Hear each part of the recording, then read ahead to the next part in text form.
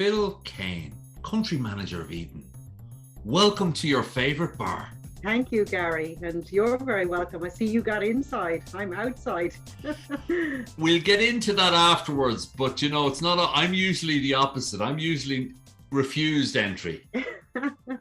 So we're in a place called Bunratty Manor. Yes. And it looks lovely. There must be a reason. It is a little gem of a place, Gary. So I'm taking you to Knowles at the Bunratty Manor.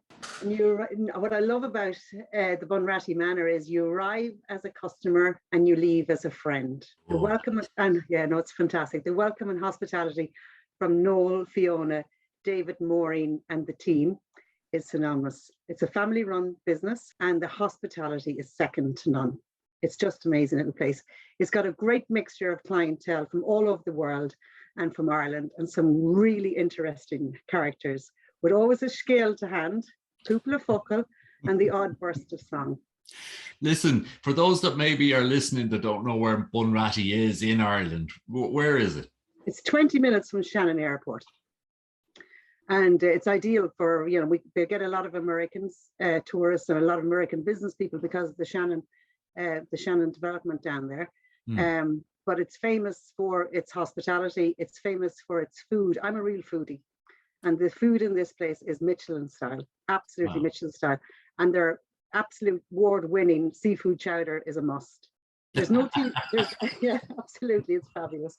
There's no TV, so it's all about the conversation. Right. And every picture that you can see or photograph that you can see on the back of that wall has a story, a unique story, funny, quirky, behind each and every one of them. He's even managed to get my favorite horse on the wall, War of Attrition, signed by the owner, which won the Cheltenham Gold Cup in 2006. Wow. It's just a fabulous place. I love it.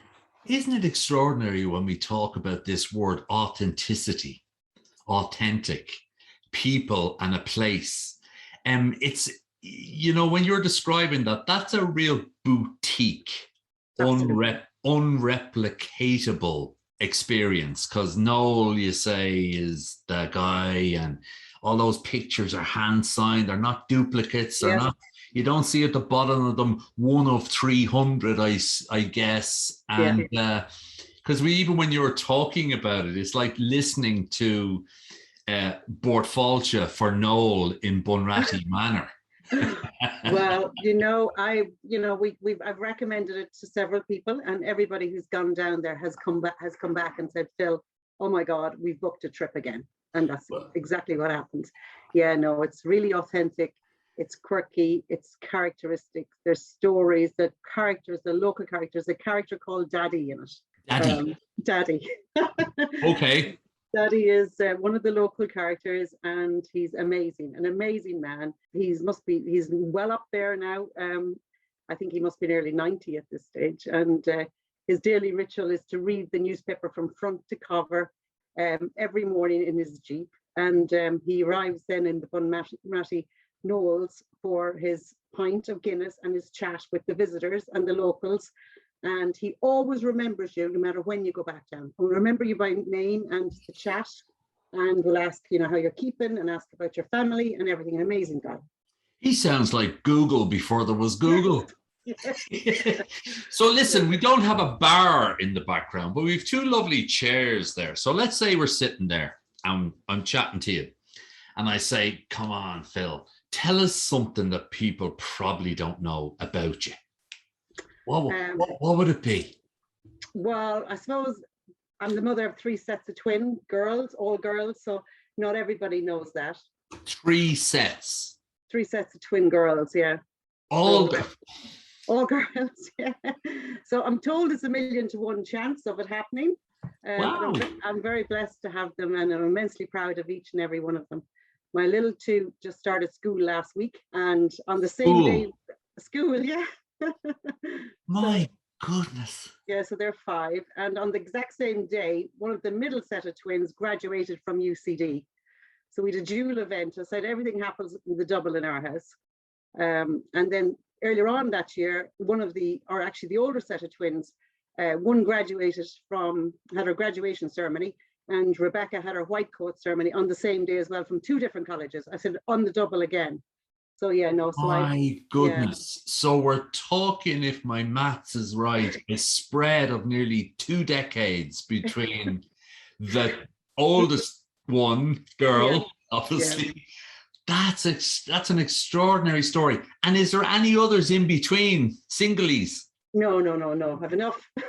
So you only do it on the double. Oh, my goodness. Value for money, Gary. Value for money. Yeah, 23, 22, and 5. Wow. Yeah, I can only imagine, because I have a 18-year-old and a 12-year-old, and you know probably better than most, is that 6 or 8 years, they are generational steps. Yes. And I could only imagine the school run, or not the school run, maybe the taxi of mum on any one Sunday and Saturday. Yeah, crazy. So get them driving as quick as you can. The minute they turn 17, get driving quick. Absolutely. or roll on Elon Musk with his autonomous vehicles. Exactly. Where you can whistle. Be great. Yeah, be great. So that's an extraordinary story. I always get, are you a twin or a part of twins? Isn't there this discussion always about? Oh, the girls get, it's a huge conversation piece no matter where I go. If they're all with me, I get, lots of compliments, and I'm the smallest now of the 4 oldest. So I'm hoping the little 2 mightn't get as tall as them, that I'll have a bit of height somewhere in among the whole lot of them. But yeah, no, it's great. It's great. I wouldn't swap it for the world. Yeah, it's great fun. Great story. And of course, they're all just starting on different adventures. One going into school, one going out into the big world. Janie Mac, there's a book in that. I can see you coming on here in about a year or 2 saying, surviving 6 girls. The memoirs, the tips, I could write that nearly already.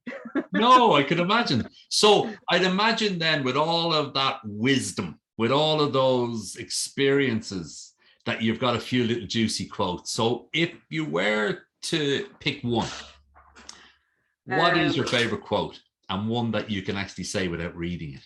I think Johann van Gogh would be one of my favorites. Whatever you can do or dream, you can begin it. Boldness has genius, power, and magic in it. Wow. Yeah. God. And do you know what's probably extraordinary? He probably said that a couple of 100 years ago or something like that. Really? Yonks ago, anyway, before my time. No, but yeah, no, I love the quote because it encapsulates my journey in my life, to be honest.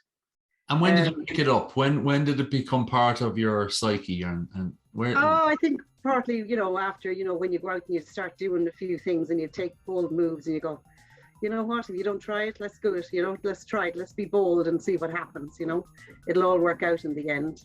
Well, Phil, it's been short, sharp, but insightful. Oh, thank you, Gary. And I can't wait.